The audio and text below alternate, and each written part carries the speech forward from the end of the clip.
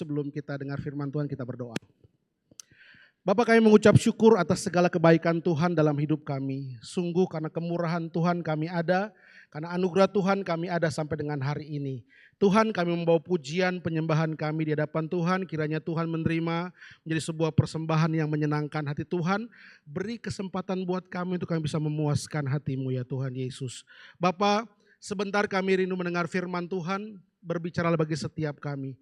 Dan Tuhan, biarlah setiap kebenaran firman Tuhan yang diperdengarkan di tempat ini sungguh-sungguh kebenaran yang berasal daripada Tuhan sendiri. Bukannya sebatas korban pikiran manusia, apalagi sebatas kepintaran teologia. Tapi Tuhan, sungguh kami rindukan isi hati-Mu tersampaikan bagi setiap kami. Dan Tuhan, dengan rendah hati kami akan duduk, diam, dengar firman-Mu. Dalam nama Tuhan Yesus kami berdoa. Haleluya. Amin. Puji Tuhan. Shalom. Sekali lagi shalom. Baik Bapak Ibu Saudaraku, pertama saya ucapkan terima kasih buat tim pengembalaan dari New Tribe Bali yang berikan kesempatan buat saya untuk saya sampaikan firman Tuhan di tempat ini. Ya, puji Tuhan. Juga terima kasih buat teman-teman dari CG One Oil, ya, seminyak. Ya, saya ada bersama dengan mereka. Puji Tuhan. Saya datang nggak sendiri, saya datang sama istri saya. Ya, coba beri dulu istri saya dulu. Istri saya. Baik. Anak kami 2, satu laki-laki, satu perempuan. Yang laki-laki sedang menuju ke sini karena sudah ada ya. Puji Tuhan, sudah ada yang mana? Coba berdiri anak. Itu dia anak saya habis latihan basket persiapan perbasi. Ya. Lalu yang kecil di ruang sekolah minggu. Baik, puji Tuhan. Bapak Ibu Saudaraku, izinkan saya sedikit, tadi sudah disampaikan nama saya, izinkan saya perkenalkan lebih detail sedikit lagi. Nama sebenarnya Daniel, sama kita Pak, Pastor. Nama saya Daniel Michael John Hehanusa. Wah, jadi jelas ya, sudah hitam besar menyeramkan seperti ini. Asal saya dari Chinese Bapak Ibu. Asli Ambon, percayalah asli Ambon. Papa saya Ambon, mama saya Ambon. Papa saya Hehanusa, mama saya Pati Pelohi. Ya, lahirnya begini bentuknya ya. Baik, puji Tuhan, saya mengembalakan di daerah Jakarta Timur. Ya, jadi puji Tuhan dan sudah ada di Bali kurang lebih 5 tahun ini ya, sudah di Bali. Ya, di Bali kebetulan ada usaha juga, lalu bantu pelayanan gereja-gereja kecil, itu memang visi saya, bantu gereja-gereja kecil gitu ya, bisa buat pengajaran, belajar firman Tuhan sama-sama. Saya pikir itu aja ya, kita siap dengar firman Tuhan, amin? Kita siap dengar firman Tuhan? Baik Bapak Ibu Saudaraku, saya ingin mengajak kita untuk kembali ke momen suasana di mana kurang lebih 2000 tahun lalu. Kemarin kita sudah memperingati kematian dan pada hari yang ketiga Alkitab mencatat Yesus bangkit dari kubur. Dan setelah kebangkitannya Alkitab mencatat bahwa selama 40 hari Yesus berkeliling. Ya, berkeliling. Bertemu dengan orang dan menyampaikan tentang Injil Kerajaan Allah. Langsung kita buka dalam Kisah Para Rasul pasal yang pertama. Kisah Para Rasul pasal yang pertama, ayat yang ketiga.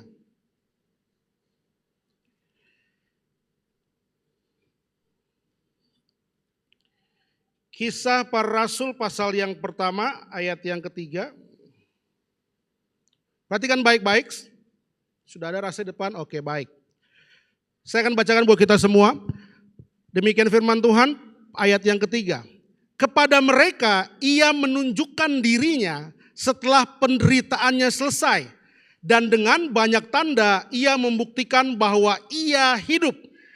Sebab selama 40 hari ia berulang-ulang menampakkan diri dan berbicara kepada mereka tentang kerajaan Allah.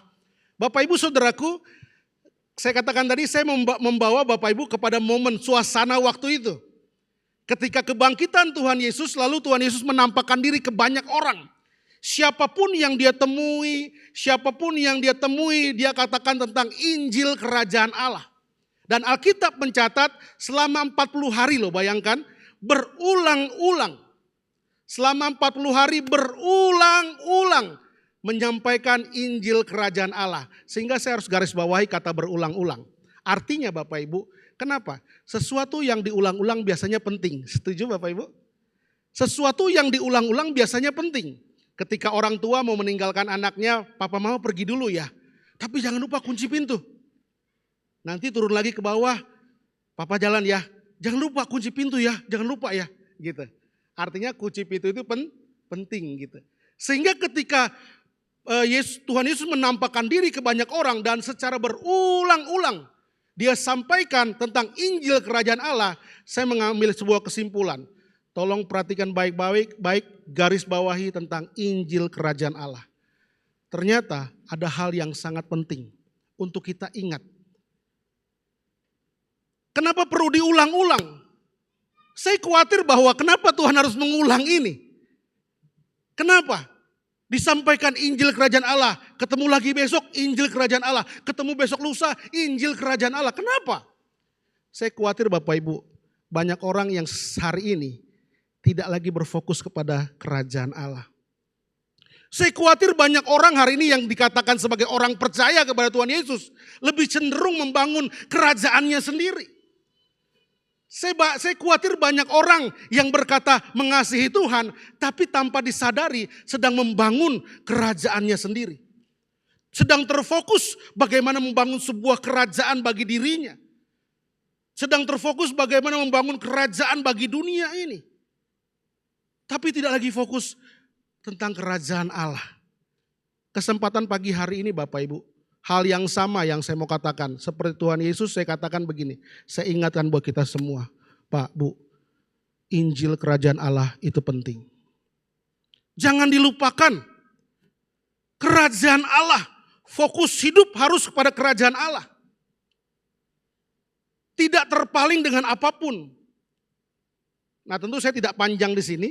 Ya, karena ada ayat-ayat berikut yang saya mau sampaikan. Sehingga saya mengambil sebuah kesimpulan.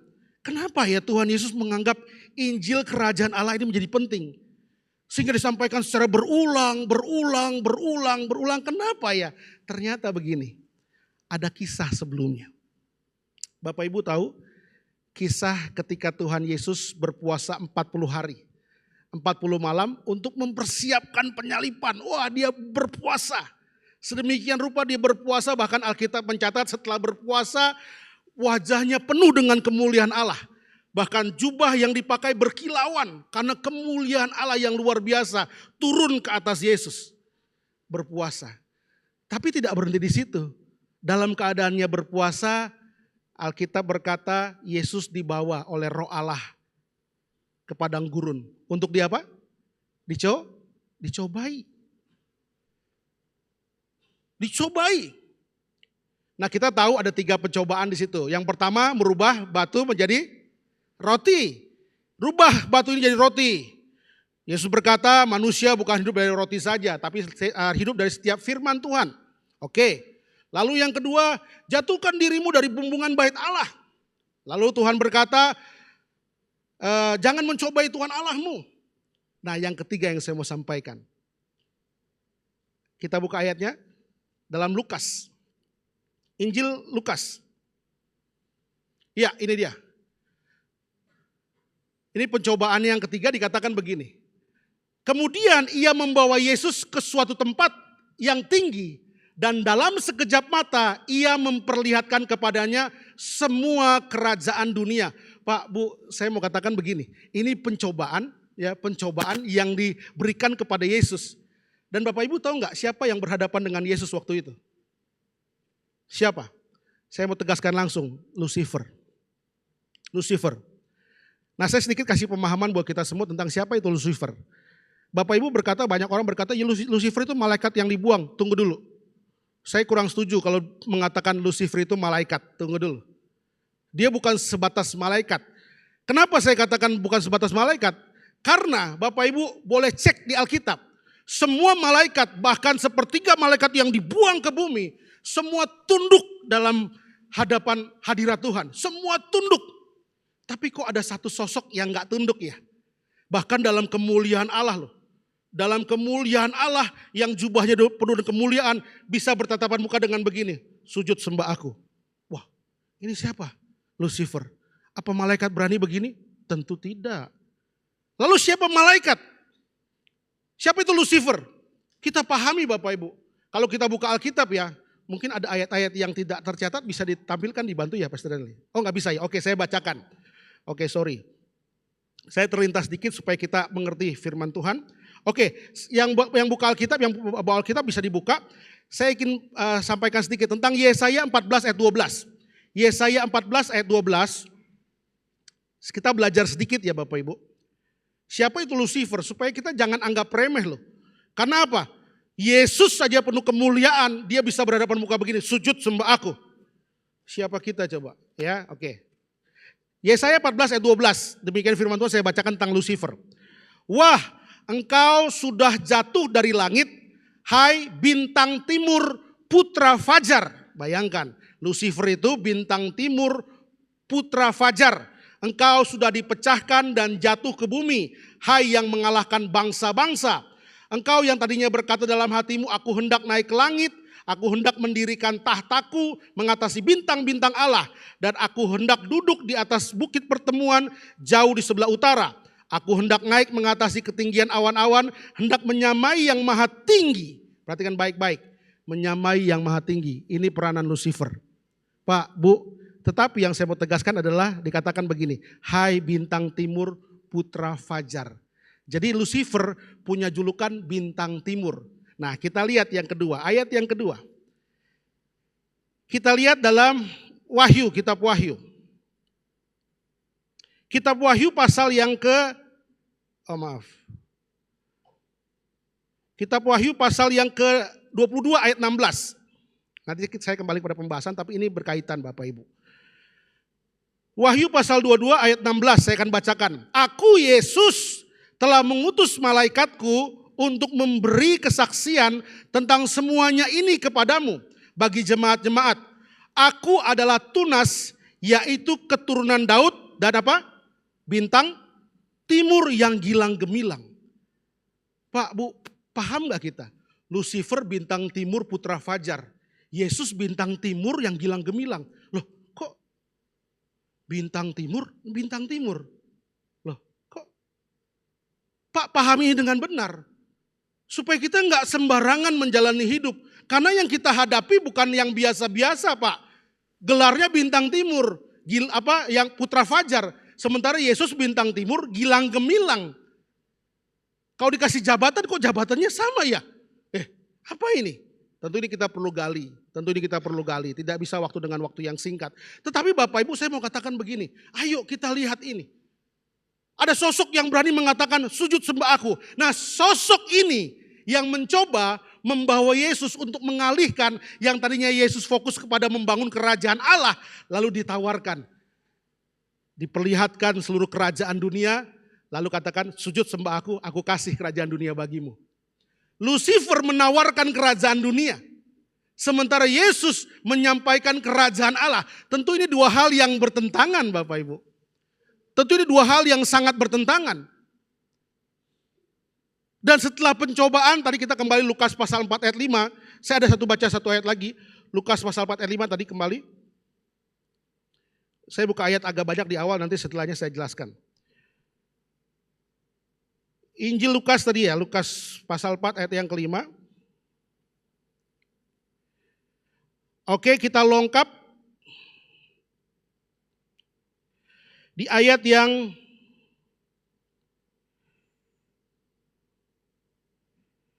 (13). Lukas 4 ayat 13 bunyinya begini. Sesudah iblis yaitu Lucifer mengakhiri semua pencobaan itu, lalu Alkitab katakan Lucifer mundur daripada Yesus dan menunggu waktu yang baik. Pak, Bu, kisah ini Yesus waktu berpuasa mempersiapkan diri untuk penyalipan, karya keselamatan. Tetapi ketika iblis Lucifer menawarkan kerajaan dunia, Yesus tolak. Jelas-jelas Yesus tolak kerajaan dunia. Sebab apa? Yesus membangun kerajaan Allah. Yesus tolak. Tapi Alkitab mencatat iblis mundur daripadanya dan menunggu waktu yang tepat. Pertanyaannya Bapak Ibu, kapan waktu yang tepat? Karena setelah itu Yesus disalibkan, mati, bangkit, naik ke surga. Kapan waktu yang tepat buat iblis lagi? Kapan coba? Saya mau sampaikan, waktu yang tepat buat iblis adalah sekarang. Loh, kok sekarang? Iya, dia serang iblis, iblis serang Yesus, nggak mempan. Ditawarkan kerajaan dunia, Yesus tolak. Sebab itu dia kejar kita, anak-anaknya sekarang. Tanpa disadari hari ini, iblis sedang berperan penting menawarkan bagi setiap kita tentang kerajaan dunia. Sampai orang lupa fokus hidupnya, bagaimana dia harus membangun kerajaan Allah. Tetapi orang sudah mulai dialihkan daripada fokus hidupnya, membangun kerajaan bagi dirinya sendiri. Membangun kerajaan dunia. Saya katakan hal ini bukan artinya nggak boleh, tapi sadar nggak? Hari ini orang sudah punya rumah, maunya punya mobil. Sudah punya mobil satu, maunya punya mobil dua. Yang hari ini orang masih kos, maunya mau kontrak kamar 2, kamar 3, oke nggak masalah. Setelah kontrak maunya punya rumah, oke punya rumah yang tadinya hanya 1 are. Tapi dengan punya rumah 1 are, nambah lagi 2 are. Diperluas lagi rumahnya, udah punya rumah 1, mau lagi punya rumah 2. Pak, Bu, sadar nggak sekarang tanpa disadari kita sedang mengarah ke sana. Membangun kerajaan bagi dirinya sendiri. Membangun kerajaan bagi dunia ini. Bukan tidak boleh. Bukan tidak boleh, saya tidak mengatakan boleh atau tidak. Tetapi Bapak Ibu mesti sadar, mesti buka mata lebar-lebar. Jangan sampai fokus atau arah tujuan hidup kita dialihkan. Yang harusnya kita kepada kerajaan Allah. Bagaimana kita berjuang berkenan di hadapan Tuhan. Bagaimana kita berjuang menyenangkan hati Tuhan. Hidup untuk kepentingan Tuhan. Tapi dialihkan Pak. Bu, bagaimana hidup hari yang penting aku puas. Yang penting aku senang. Yang penting aku happy. Kacau Pak, Bu. Kita tidak lagi beralih bagaimana hidup menyenangkan Tuhan. Tapi kita sedang berjuang bagaimana yang penting aku puas. Yang penting aku happy, aku gak peduli Tuhan, tunggu dulu Tuhan ya. Yang penting aku happy hari ini. Makanya kenapa waktunya kapan yang tepat? Sekarang Pak. Iblis tawarkan Yesus, Yesus tolak. Sekarang ditawarkan kita anak-anaknya. Dia kasih bapaknya tolak. Dia kejar anak-anaknya. Pertanyaannya, kita tolak apa kita terima? Ini kita harus pahami dengan benar Pak, Bu. Kejadian 2000 tahun lalu ketika Yesus menampakkan diri kepada murid-murid. Dia bicara tentang kerajaan Allah. Kerajaan Allah ini menjadi sebuah perhatian penting Pak, Bu. Bagaimana Tuhan mau arahkan hidup kita. Ayo kita bangun kerajaan Allah dalam hidup ini. Bagaimana kita hidup menyenangkan hati Tuhan. Memuaskan hati Tuhan. Ayo. Jangan membangun kerajaan bagi diri sendiri Pak, Bu. Nanti kita terjebak. Pada akhirnya Bapak Ibu tadi kalau kita baca tentang Yesaya tadi tentang Lucifer. Lucifer berkata begini. Hai bintang timur putra fajar, engkau yang ingin naik ke langit. Engkau yang ingin membangun tahta di langit dan ingin menyamai bintang-bintang Allah. Pak, kalau kita pelajari ya, itu Lucifer mulainya cuma mau jalan-jalan ke langit. Enggak mau ngapa-ngapain awalnya. Mau jalan-jalan ke langit. Sampai di langit dia mendirikan tahta. Loh, kan mau jalan-jalan tahta. Nah setelah tahta ada apa puas? Enggak puas. Dia ingin tahtanya mengatasi bintang-bintang Allah. Loh, kok mulai aneh? Setelah mengatasi bintang-bintang Allah, Lucifer berkata, aku ingin menyamai yang maha tinggi. Loh, kok tadi kan mau jalan-jalan doang ke langit. Bapak Ibu paham gak pergerakan Lucifer begitu modelnya? Nah orang berkata begini, Pak kan gak salah manusia pengen punya rumah, pengen punya mobil, pengen punya uang. Kan gak salah, iya. Lucifer juga tadinya mau main ke langit doang, gak salah. Gak salah, mau main ke langit doang kok. Siapa yang larang? Gak ada yang larang Pak, Bu. Tapi kok lama-lama nyaman ya di langit ya. Akhirnya mendirikan tahta di langit. Sama kita juga, kan gak salah Pak punya rumah, iya betul. Gak salah punya mobil, iya betul. Lama-lama kita punya rumah mewah, mobil bagus, uang banyak. Nyaman ya mendirikan tahta. Kok pergerakannya sama ya Pak, Bu? Kok sama ya? Mulai nyaman. Makanya Alkitab berkata begini, di mana hartamu berada di situ, hatimu berada. Sebab itu Alkitab jelas berkata, kumpulkan bagimu harta di surga, di mana ngengat dan karat tidak dapat merusaknya. Jangan kumpulkan harta di bumi, jangan. Perintahnya jangan. Jangan boleh atau gak boleh? Jangan boleh atau nggak boleh? Lah udah punya mobil 1, mobil 2 kan? Udah ada mobil 2, mobil 3. Kok ngumpulin?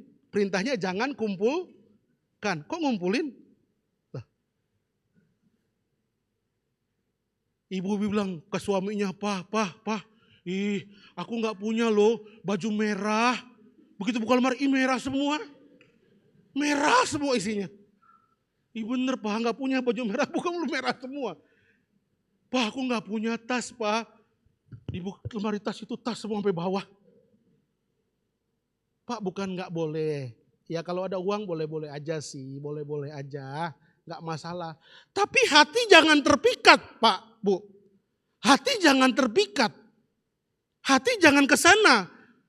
Sebab sudah tidak mungkin salah Alkitab. Di mana hartamu berada, di situ hatimu berada. Kita sedang membangun kerajaan bagi dunia. Kita punya rumah mewah, mobil bagus, uang banyak, dan semua fasilitas hidup. Lalu kita merasa nyaman. Hati kita di sini. Begitu ditawarkan kerajaan Allah, aduh nggak sempet. Ditawarkan kerajaan Allah, aduh tunggu dulu deh. Udah nyaman Pak. Dengan kerajaan dunia sudah nyaman hari ini. Dan itu mengerikan loh Pak. Bukan nggak boleh, tapi hati kita jangan terpikat. Saya lagi berdoa kemarin, mungkin beberapa hari lalu saya berdoa buat, maaf ya bukan saya pilih kasih, tapi memang saya ada di situ Tuhan taruh. Saya berdoa buat CG Seminyak. Saya berdoa Tuhan mau apa ya gitu, buat CG Seminyak. Pak Bu, ini saya belum sampaikan, istri saya belum cerita sama istri saya. Belum cerita saya. Ini saya sampaikan di sini. Dan tentu buat kita semua, bukan hanya buat CG Seminyak. Pak Bu, ini jelas sekali Tuhan berkata begini. Ingatkan, jangan mereka menjadikan uang sebagai sumber kehidupan. Uang itu hanya boleh sebagai penunjang kehidupan. Penunjang boleh nggak ada, tapi sumber mesti ada. Amin. Jangan jadikan uang sebagai sumber hidup kita. Nggak boleh. Sumber hidup kita tetap harus Tuhan. Selama-lamanya harus Tuhan. Ada penunjang hidup. Maka nanti kita ngobrol. Tuhan kira-kira mau apa buat kita loh. Wah, gak bisa Pak, Bu. Hidup ini cuma singkat. Hidup ini cuma sementara Pak, Bu. Saya khotbah begini, Pak Mike hidupin gak? Ini istri saya berjuang hidupi Pak, Bu. Bukan saya gak bisa beliin itu, rasanya saya bisa Pak, rasanya saya bisa. Tapi saya tahan, Tuhan mau gak ya aku begini? Tuhan mau gak ya aku punya ini itu? Tuhan mau gak ya? Aku takut Tuhan gak mau tapi aku paksakan. Iya. Waduh Pak, Bu. Pokoknya sekarang ya Pak, yang saya mau sampaikan adalah ayo yuk rubah fokus hidup. Makanya Bapak Ibu Matius 6 ayat 33 dikatakan begini, carilah dahulu apa? Kerajaan Allah dan kebenarannya, maka apa? Semua ditambahkan kepadamu. Pak, ini benar loh. Ini tidak mungkin salah. Kalau saya kasih titik kerajaan Allah di sebelah kanan saya, lalu kerajaan dunia tambahannya sebelah kiri saya, Pak, Bu, fokusnya benar. Carilah dahulu apa? Kerajaan Allah. Ini benar. Jangan dirubah arahnya. Banyak orang fokusnya bagaimana mencari kerajaan dunia. Bagaimana punya rumah, bagaimana punya mobil, bagaimana punya uang banyak. Ini arahnya ke sini. Begitu kita balik, kerajaan surga jauh ya. Karena apa? Kita sedang meninggalkan kerajaan surga. Kita mengarahkan kepada kerajaan dunia, begitu balik badan, surga jauh ya. Tapi coba dibalik, setuju dengan firman Tuhan, fokus kepada kerajaan surga. Aku hidup bagaimana menyenangkan hati Tuhan. Hidupku harus memuaskan hati Tuhan. Apa yang aku lakukan hanya untuk Tuhan. Aku makan, aku minum, aku pergi, aku tidur hanya untuk Tuhan. Begitu kita balik, jauh enggak dari dunia? Enggak. Ditambahkan ngikut gak dia? Berkat ngikut gak? Ikut Pak, Bu. Jadi gak mungkin kekurangan. Orang-orang yang fokus hidupnya bagaimana menyenangkan Tuhan, tidak mungkin kekurangan.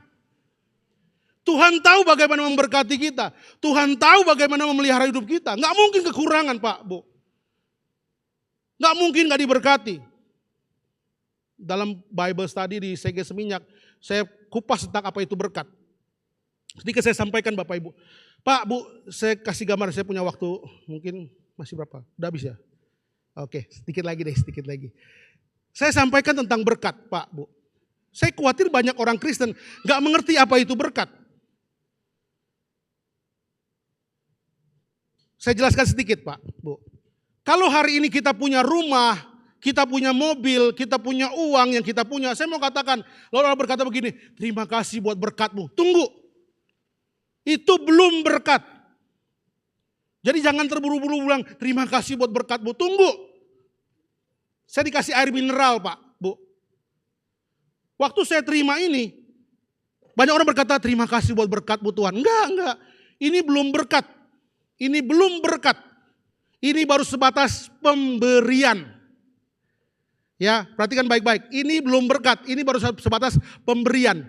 Tapi yang namanya berkat adalah begini. Pas lagi haus.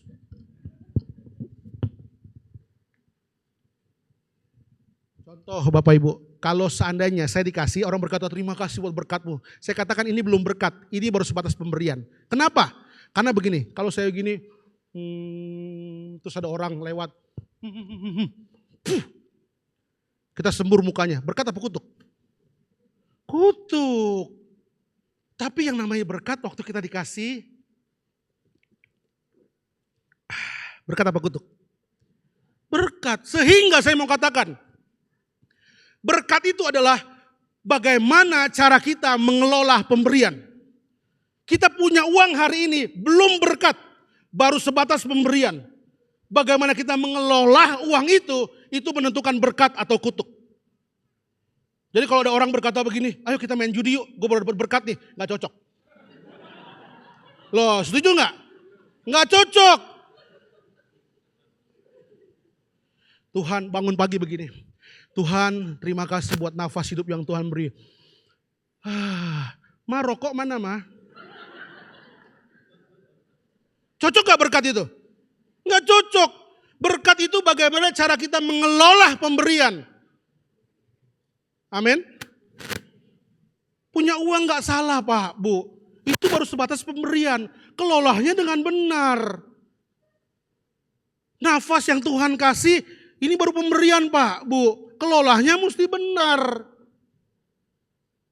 Baru itu namanya berkat, amin. Sehingga saya mau katakan apapun yang kita punya hari ini, itu baru sebatas pemberian. Bagaimana cara kita mengelolanya, itu menentukan berkat atau kutuk buat hidup kita. Amin. Tepuk tangan buat Tuhan. Kembali, sebagai kesimpulan dari khotbah saya Bapak Ibu, saya mau katakan begini, ayo, waktunya sudah singkat dan gak lama lagi Pak, Bu. Ayo fokus yuk. Udah hidup untuk Tuhan aja sekarang. Betul. Udah enggak, yang lain jadi enggak penting loh. Sekarang bagaimana aku berjuang untuk menyenangkan Tuhan. Orang rela bangun pagi, kerja pagi-pagi, enggak salah, itu bagus, semangat. Tapi begitu doa pagi semangat enggak? Hah? Nonton TV bisa dari pagi sampai malam, ya udahlah kalau ada waktu senggang enggak apa-apa, sesekali enggak apa-apalah. Tapi baca Alkitab semangat enggak? Kok bisa ya? Tapi mimpinya masuk surga. Kok bisa?